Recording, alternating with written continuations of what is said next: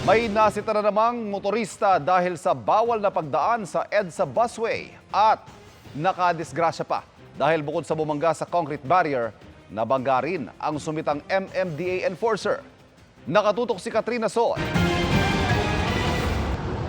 Wasak ang kanang bahagi ng bumper ng puting kotseng ito matapos tumama sa isa sa mga concrete barrier sa EDSA southbound mag-aalas 5 ng madaling araw kanina. Nabangga rin ang puting kotse ang nasa harapan nitong motorsiklo na minamaneho ng isang MMDA traffic auxiliary na si Jefferson Villaruel. Base sa investigasyon ng mga otoridad, napansin ni Villaruel na palipat-lipat ng lane ng puting kotse. The enforcer actually was passing through Pitwason, Cubao southbound toward his duty. Magiging pa lang po ang ating enforcer. Napansin niya na there was this vehicle na medyo alanganin on the busway. Nagminot daw dito sa bus carousel area natin. Ayon sa MMDA, dumaan ang sasakyan sa EDSA busway at pina-exit umano ni Villaruel. Pero bumalik ito sa busway. Dito na raw inunahan ni Villaruel ang puting kotse para pigilan ito sa pagmamaneho niya sa EDSA busway. Unfortunately, bigla na lang napakabig, tumama itong sasakyan sa barrier natin. And it was found out that the driver was actually DUI or nakainom po ito. Sa panayam ni Super Radio DZWB reporter Luisito Santos sa driver ng sasakyan na si Mark Anthony Bagtas, hindi raw siya dumaan sa bus lane. Ang bagal ng dash kami. Ngayon, may kasururan ako, sa harap ko, nakamotor. Nakamotor sir, di ba? Nakamotor. O ngayon, bus lane saka dito, saan dapat siya pupunta? Iniwasan ko yung motor. Kasi magkadiretso kami sir, kahit kita naman sa dashcam sir. Dahil dito, napakabig siya at natamaan ng motor at concrete barrier. Nang tanungin naman kung nakainom siya. Mga apat na sir. Agad naman daw dinala sa ospital si Villaruel na nagtamo ng galos at nabugbog ang balikat. Sabi ng QCPD Traffic Station 4, nagkasundo na ang driver at ang enforcer kaugnay sa pagkakapangga sa enforcer. Patuloy raw ang investigasyon ng MMDA sa insidente. Para sa GMA Integrated News, Katrina Son, nakatutok 24 oras.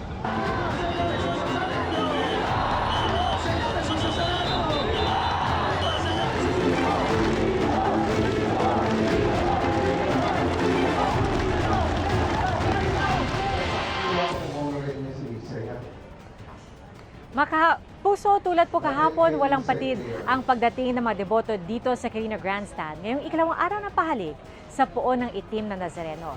At kahit kanina po tirik ang araw sa maghapon, tiniis ng mga deboto ang init ng panahon para lang makalapit sa Poon. Si Lola Caroline, 72 anyos, mag-isang pumila para sa pahalik. Hindi niya napigilang maluha matapos makalapit sa Poon.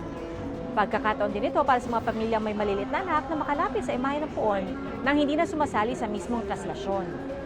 Ang pamilya Rojas naman, first time na sinama ang kanilang bunso, habang maliliit pa ang kanilang mga anak, dito raw muna sila sa pahalik. Pero balak rin nila na balang araw makasama ang buong pamilya sa mismong traslasyon. Ngayong ikalawang araw ng pahalik sa Poon ng Itim na Nazareno dito sa Quirino Grandstand, sari-saring panalangin ang idinudulog ng mga deboto sa mahal na Poon. Karamihan sa kanila may hinihiling pero ang talagang nananaig sa kanila ay ang pasasalamat sa mga biyayang natatanggap nila mula sa Panginoon. Sakit po anak ko eh. May sakit po ang anak ko. Okay. So pinagdasal niyo po yung anak ninyo? Opo. Ilang taon na po anak ninyo, Nay? 40 po. Sana po makasama po kami sa translasyon, lalo na po pag lumaki na po yung mga anak namin. So, yes po, yes po. Nagpasalamat po sa mga biyaya. At habang nagpapatuloy ang pahalik o pagpupugay sa Poong Itim na Nazareno dito sa Quirino Grandstand, may mga pagkakataon rin naman na maikli ang pila. Depende po yan sa oras. At yan ang tinutukan live ni Mark Salazar. Mark?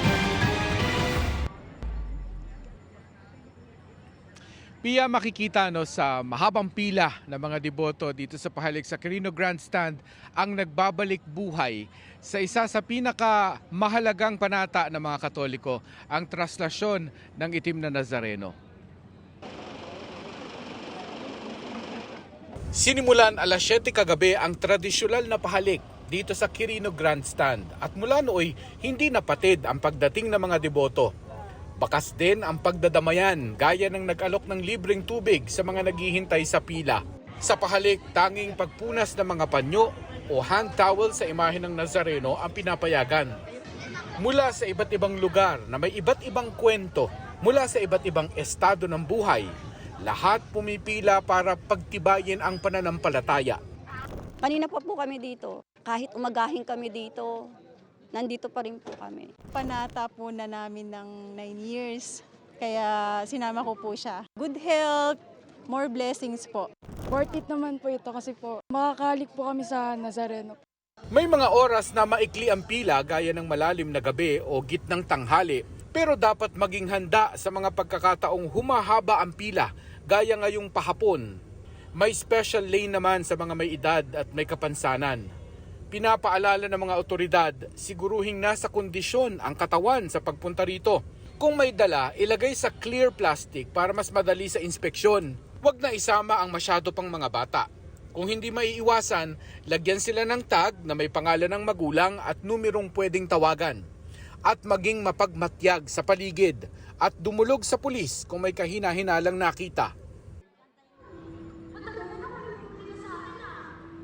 Magpapatuloy ang pahalik dito sa grandstand hanggang bukas, bisperas yan ng traslasyon ng imahe ng Poong Nazareno mula dito sa grandstand pabalik sa Quiapo Church. Balik sa'yo, Pia. Maraming salamat, Mark Salazar. At ngayon naman mga kapuso, dumako tayo sa Quiapo Church kung saan mahigpit ang ipinatutupad na seguridad 2 araw bago ang traslasyon ng Poong Nazareno. Alamin po natin ang sitwasyon ngayon sa Quiapo Church sa live na pagtuto ni Dano Tingkung. Dano? Pia, hindi na nga katakataka na ang dami ng mga nagsimba ngayon dito sa Quiapo Church dahil bukod sa katatapos lang ng pista ng 3 hari at regular Sunday Mass, 2 tulog na lang mismong araw na ng traslasyon. Pero paulit-ulit na pakiusap ng mga otoridad sa mga pupunta at magsisimba dito sa Quiapo Church, wag na magdala ng mga bawal tulad ng mga bag. Dahil sa inaasahang dagsa ng mga namamanata at magsisimba ngayong araw, mahigpit ang pagpapatupad ng pamunuan ng Quiapo Church ng single entrance multiple exit. Sa Villalobos Street, mahaba ang pila para makapasok sa Plaza Miranda. Hinati sa 2 pila mga tao para sa inspeksyon bago makapasok sa simbahan. Kung may dalang bag, idadaan pa ito sa X-ray scanner at may metal detector naman para sa mga tao. Iba naman ang pila para sa mga walang dalang bag. Mas mabilis ang usad papasok ng simbahan. Kaya pakiusap ng Quiapo Church sa publiko, hanggat maaari, huwag nang magdala ng bag. Pero kung hindi talaga maiiwasan, pwede raw ang transparent na bag. Lahat din ng bitbit ay pwedeng suriin ng mga otoridad. Ang mga bawal po ay yung payong nga ho, yung sombrero nga po, yan ang ating pinagbabawal po. At siyempre po, naniniwala naman tayo na kung kakapkapan din po tayo, kung sakasakali ho na marami yung nakita na maliliit nga yung bag natin, pero ang dami naman po na asahan po nila na magche-check pa rin po yung ating mga otoridad ng mga daladala ho nating gamit po. Sa labas, mahigpit din ang pagbabantay ng mga pulis at mga tauhan ng Quiapo Church sa paligid. Okay, mga gamit nyo, ingatan nyo ha. Ang mandurukot, nagsisimba rin. Ang ilan sa matyagang pumila galing pa sa malalayong lugar. Tulad ng pamilya ni Leonardo Gallegues na galing Marilao, Bulacan. Kinalakhan niya ang pamamanata sa Poong Nazareno na ngayon ipinapasa niya sa mga anak. Ang sakit po ng asawa ko, nagkaroon po ng bukol po sa baga. Sabi po ng doktor niya kung sakit sa baga, may bukol po, dapat po buwan lang daw po, matagal na pong patay yung asawa ko. Ako naman po, mild stroke. Awa po ng Panginoon Diyos ay nakakapagtrabaho pa po ako. Kahapon, lumuwas mula Naga, Camarines Sur ang buong pamilya ni John R.G. na 2011 nagsimula ang pamamanata sa Poon. Humingi lang kami ng malaking biyaya, tapos binigay niya. Kasaganahan sa pamilya, pagkawala ng mga sakit.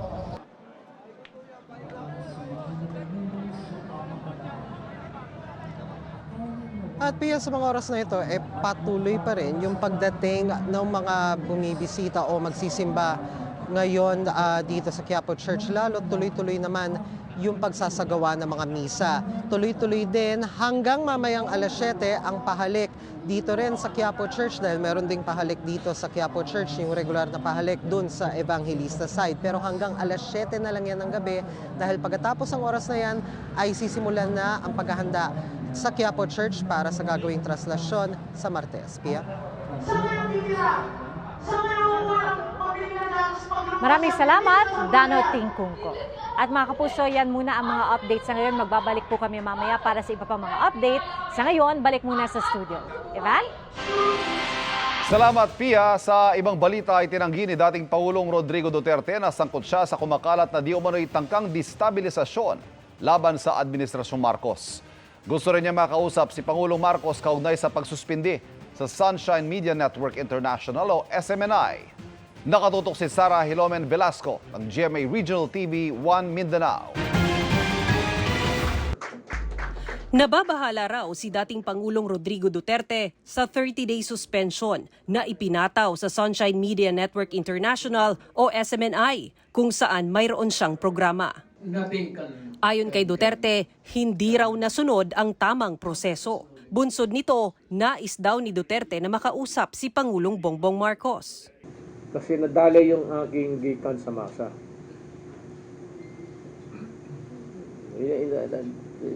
Isali ko na lang yung akin because yun ang importante sa akin.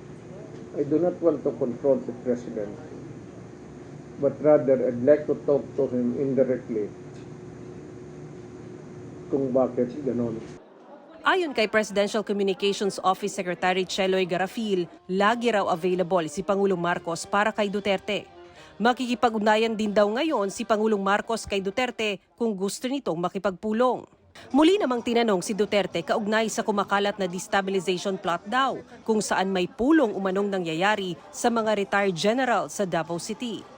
Itinanggi ni Duterte na sangkot siya dito. Sino namang gagong pulis o pati military na makipag-meeting sa akin to disturb? You must be crazy. It's order and security maybe. Wala raw siyang dahilan para pangunahan ang pagpapabagsak sa Administrasyong Marcos. It's all in the mind. Why would I bother to tinker with these things at this... Bakit ko hindi ginawa yan when I was at the height of my naging presidente na ako? Well, for what purpose? I'm comfortable with Marcos. Wala raw siyang problema sa Pangulo at wala raw mali sa direksyon ng kasalukuyang administrasyon. Wala mang bugoy nakita ang major errors ba? Corruption, abuso. Apparently, si Marcos is treading on a straight path. Sa usapin naman kung muli siyang sasabak sa politika, iginiit ni Duterte na retired na siya rito. Para sa GMA Regional TV 1 Mindanao at GMA Integrated News, Sara Hilomen Velasco, nakatutok 24 oras. Sa gitna ng mga gusali at bahay sa Fort Lauderdale, Florida sa Amerika, tumama ang isang buhawi. Nagkikislapan ang mga nadaraanan nitong kawad ng kuryente. Naputol ang ilang linya.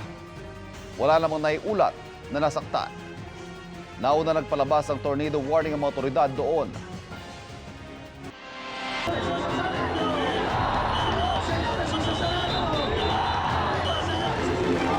Mga kapuso,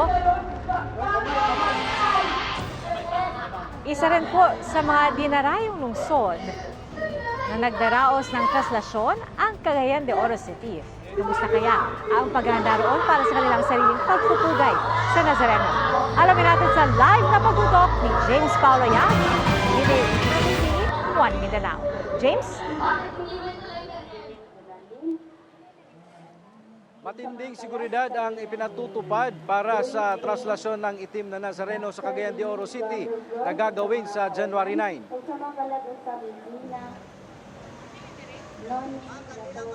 Handa at nakaalerto na ang pulisya, militar at iba pang ahensya ng gobyerno para sa ligtas at matiwasay na traslasyon ng puong itim na Nazareno sa Cagayan de Oro City sa Martes, January 9. Bago ang pandemya, Nasa halos 60,000 ng mga deboto na galing pa sa iba't ibang lugar sa bansa ang dumagsa sa traslasyon dito sa lungsod.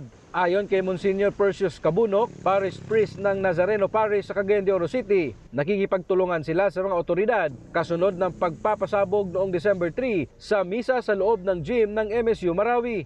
Sabi ng Cagayan de Oro City Police, wala naman silang natatanggap na banta sa seguridad. Alas 7 ng gabi bukas, January 8, ililipat na ang imahen ng puon mula sa Nazareno Parish patungo sa St. Augustine Cathedral Church. Doon ay sasalubungin ito ng isang misa na susundan ng vigil hanggang hating gabi. Alas 5 ng umaga sa Martes, January 9, aarangkada ang traslasyon na inaasahang tatagal ng mahigit 2 oras. May mga isasara ding kalsada para sa traslasyon. Kini mga mamaligya ay mga vendors nagsinta o area or ilang gilayon o gikan din sa Nazareno Church at least 100 meters dili sila makatuol gito sa simbahan. Ang pahalik at pagpahid ng mga panyo sa imahen papayagan lang sa loob ng simbahan bago at pagkatapos ng traslasyon. Sa kasagsagan ng prosesyon, bawal din ang pagtatapon ng mga panyo sa mga ihos.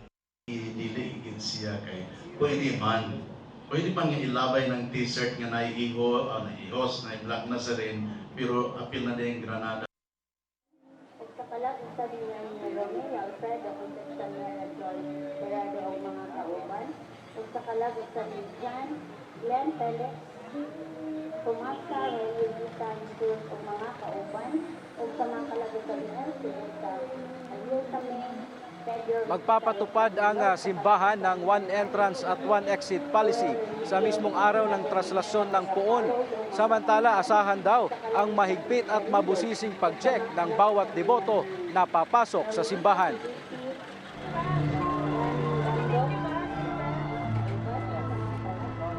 Maraming salamat, James Paulo Yap ng GMA Regional TV, 1 Mindanao. Mga kapuso, asahan po ang pagulan sa ilang bahagi ng bansa bukas. Base sa rainfall forecast ng Metro Weather, umaga pa lang, uulanin na ang Mindoro, Quezon Province, Camarines Norte at Palawan. Gayon din ang Surigao del Sur, Cagayan de Oro, Zamboanga Peninsula at General Santos. Sa hapon naman, makararanas ang pag-uulan sa Cotabato, Davao at Zamboanga Peninsula. Sa Metro Manila naman, inaasahan magiging maaliwalas ang panahon bukas. Sa mga susunod na araw, kabilang na sa Martes na araw ng traslasyon, maghanda sa posibilidad ng pagulan. Ayon sa Pag-asa, umiiral pa rin ang amihan sa Metro Manila at iba pang bahagi ng Luzon.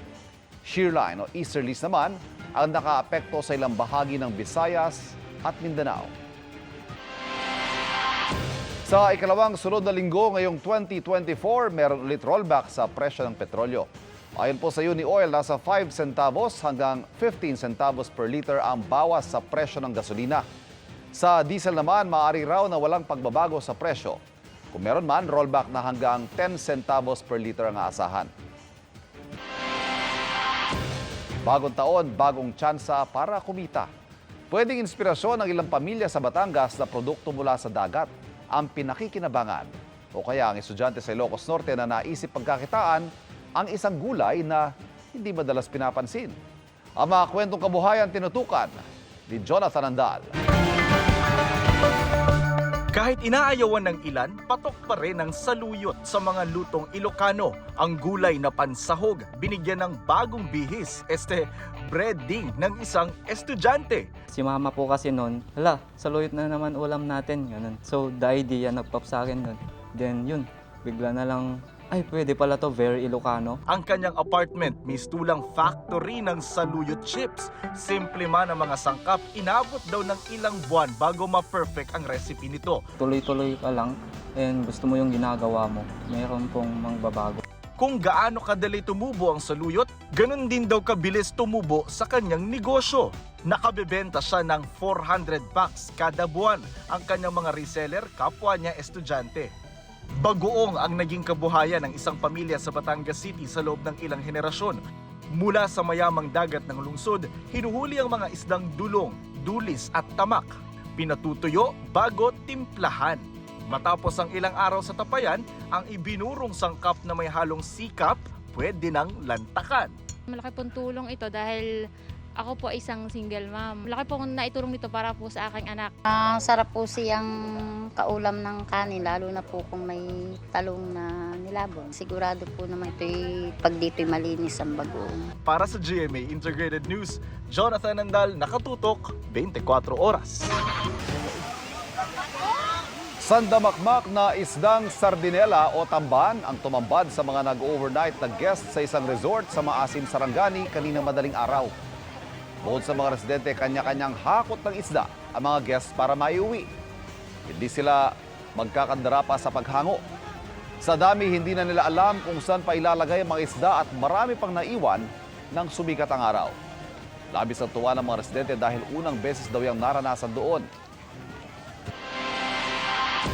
Mahigit 11 milyong pisong halaga ng hinihinalang shabuan na tagpuan sa dating kusina na isang restaurant sa NAIA Terminal 1. Nakatutok si Jonathan Andal.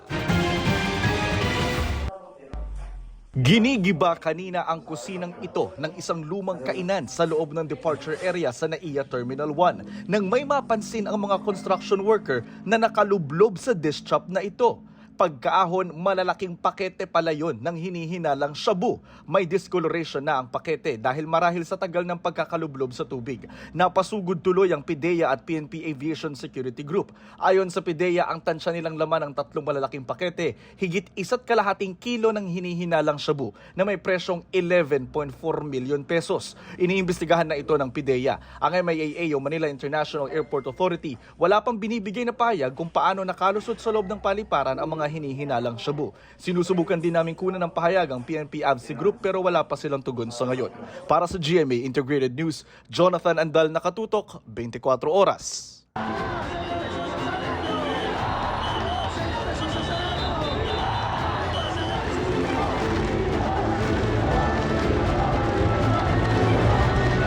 Ang Naga City, bukod sa itinagdiriwang ang pista ng Peña Francia, ay nagdaraos din ng traslasyon ng Poong Itim na Nazareno.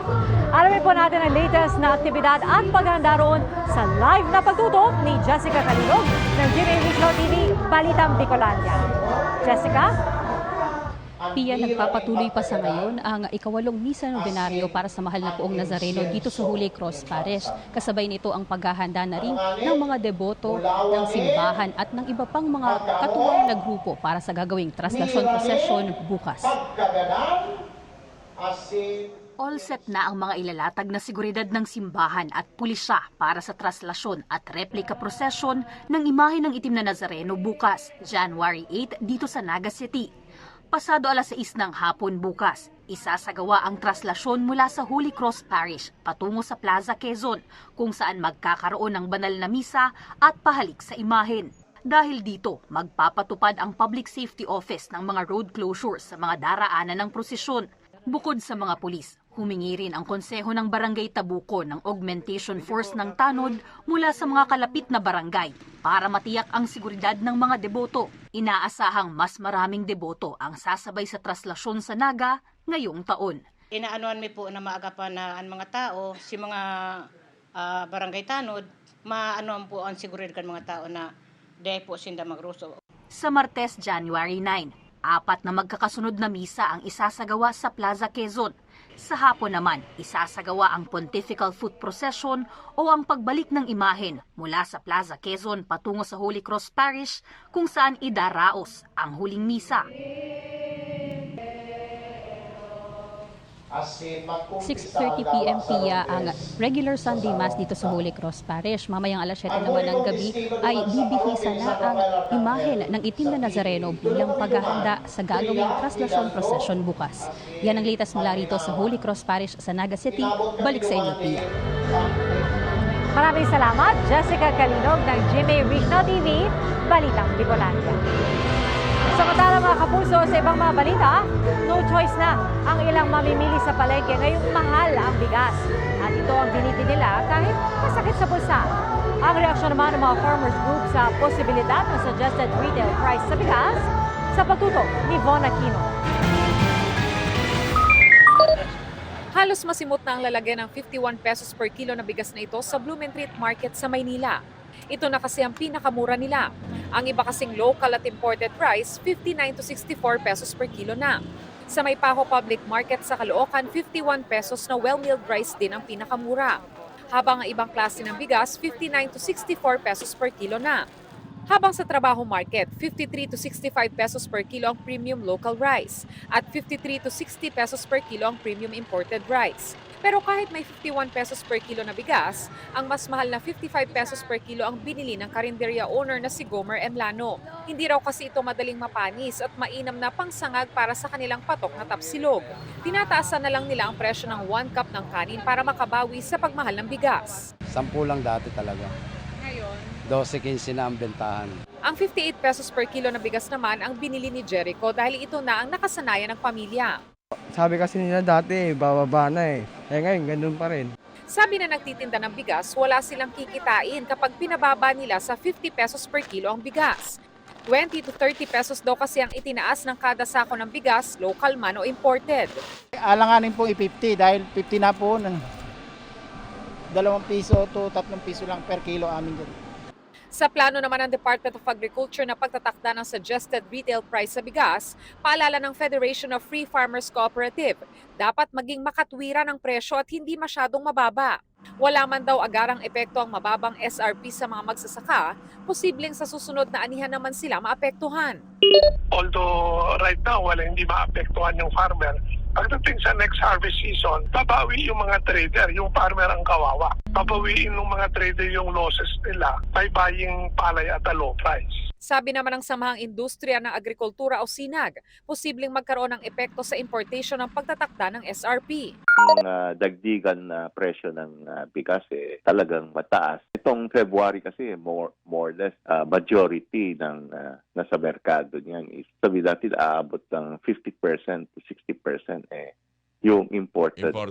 Nandun sa merkado. So kung yun ang gagawin mo, baka hindi magpasok yung mga importer dahil yung pag-agkat nila sa Vietnam and Thailand mataas ang presyo. Sinisika pa namin kunin ang pahayag ng DA pero nauna na nilang sinabi na magtatakda sila ng SRP para manatiling abot kaya ang bigas para sa mga consumer at ikokonsulta nila ito sa stakeholders. Para sa GMA Integrated News, Von Aquino, Nakatutok, 24 Oras. Kita ang butas sa gilid ng eroplanong yan ng Alaska Airlines habang lumilipad. Kaka-take off pa lang nito patungong California nang tumalsik ang bahagi ng fuselage o katawan nito na may bintana. Kaya nag-emergency landing ang eroplano pabalik sa Portland, Oregon. Sa kabutihang palad, walang nasaktan sa mga pasahero. Batay sa audio recording ng usapan ng crew at air traffic control, nag-declare ng emergency ang eroplano dahil sa problema sa pressure sa loob. Habang iniimbestigahan na yan ng mga otoridad, ipinagbawal muna ng US Federal Aviation Administration na lumipad ang ilang Boeing 737-9 MAX sa Amerika na parehong modelo ng nasirang eroplano. Makikipagtulungan ng Alaska Airlines sa investigasyon at sa inspeksyon sa mga grounded na eroplano. Humingi rin sila ng dispensa sa mga pasahero. Kapuso, kumusta ang ipon mo nitong 2023? Mas marami ka bang pera? O di kaya experience? O baka naman sama ng loob? Ang isang netizen kasi literal na nakakalendaryo ang Daily Ipon Challenge at kung magkano naipon niya at ang tips na eksperto para makapag-impok, alamin sa pagtutok ni Bernadette Reyes. Kung sa bawat paglipat ng kalendaryo, hindi araw ang binibilang mo kundi literal na pera, sino ba naman ang hindi mapapa-countdown? Yan ang trending na ipon challenge ni Marvin Lareza. Gamit ang kalendaryo, araw-araw sila nagdidikit ng kanyang misis ng paisa-100, minsan 200 pesos at makalipas ang 365 days, meryan naging Pasko ng pamilya Lareza. Dahil ang kanilang naipon, tumataginting na 73,000 pesos. Ayon sa financial coach na si Randall Chongson, nakatutulong ang ganitong mga ipon challenge para maka-inspire ng iba na mag-ipon na rin. Ang tanong, matitiis mong hindi sungkitin ang naipon? Money is, sabi nga nila, behavioral yan. So kung merong trend tayo, tapos trending siya, uso siya, then that's good, no? Kasi nare-reinforce yung tamang behavior. Kaya naman para maging successful ang ipon challenge, ang ipunin daw muna, disiplina. Alamin din ang effective na strategy. Ipunin ang mga sukli o magtatabi ng bahagi ng sweldo. The way for us to be successful is number one, kailangan mataas yung desire natin, yung gusto natin. Bakit pa kailangan mag-ipon? Number one, may mga emergencies tayo na hindi maiiwasan. Ngayong lahat nagtataasan ng presyo, nakakaipon pa ba ang isang Juan de la Cruz? Sinave ko lang ng mga dati kong pera para sa anak ko kasi nag-aaral pa. Aminado naman ang ilan naming nakausap na hirap silang mag-ipon. Daming gastusin tapos yung yung paghulog ng motor. Ngayong taon ba mag-iipon ka? Mag-iipon ako, sir. Titignan natin kasi mayroon pag may college show eh. Ako lang naman nagtatrabaho. Ang iba, sisikapin daw na dumiskarte para magkaipon. Kapag kumita na malaki. Bakit? Ano bang trabaho mo? Ice cream tapos minsan extra sa kargador. Para sa GMA Integrated News, Bernadette Reyes, nakatutok 24 oras.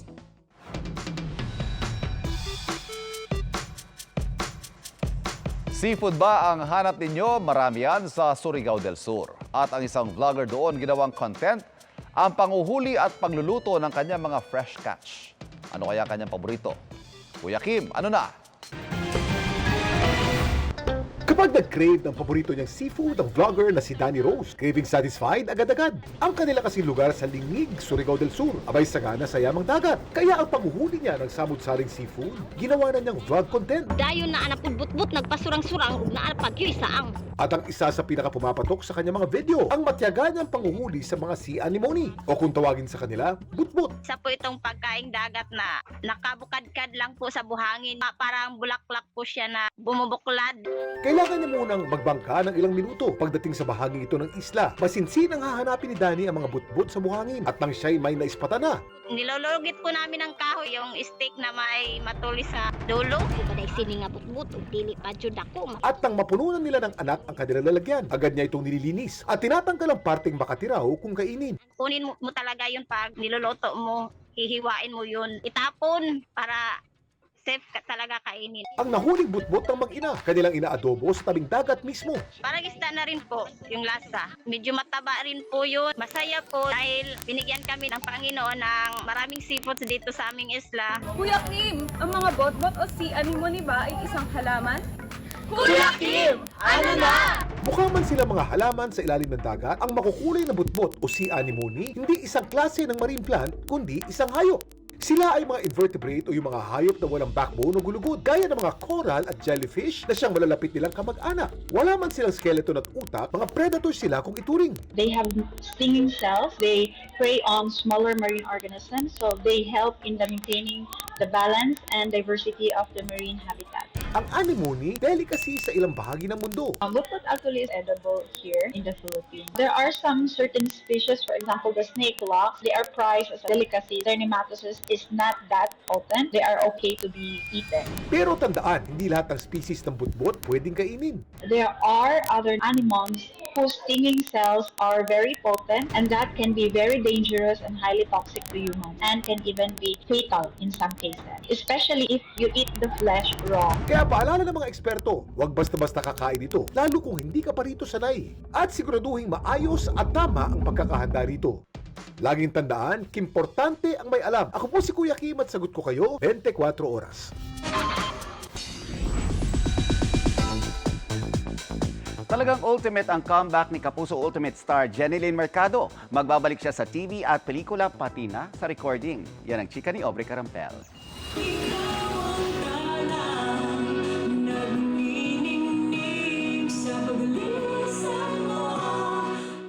Jeneline Mercado is back.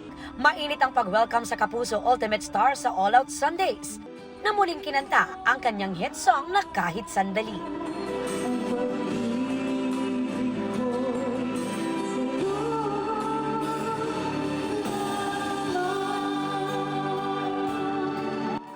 Kasama ni Jen sa production number, sina Asia's romantic balladeer Christian Bautista, Mark Bautista, Isabel Ortega, Lexi Fernandez at Kapuso divas Marian Osabel at Hannah Presilas.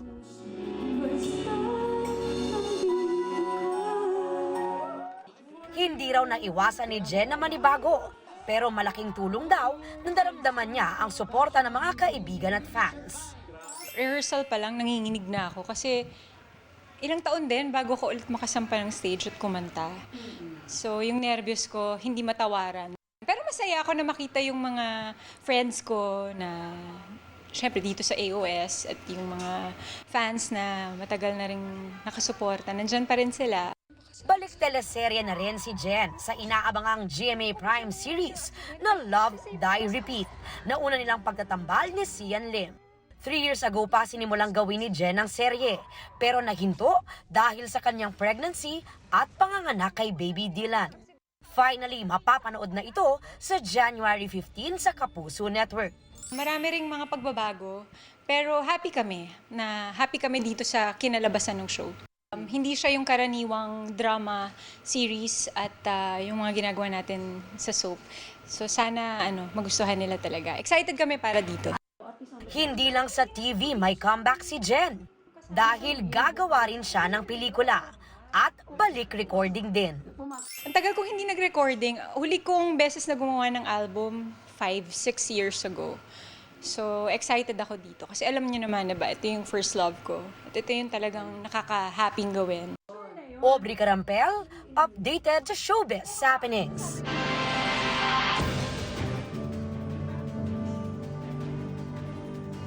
At mga kapuso, yan po ang mga balita ngayong weekend para sa mas malaking misyon at mas malawak paglilingkod sa bayan. Live mula rito sa Quirino Grandstand, ako po si Pia Arcangel. Ako po si Ivan Mayrina mula sa GMA Integrated News, ang News Authority ng Pilipino. Nakatutok kami 24 oras.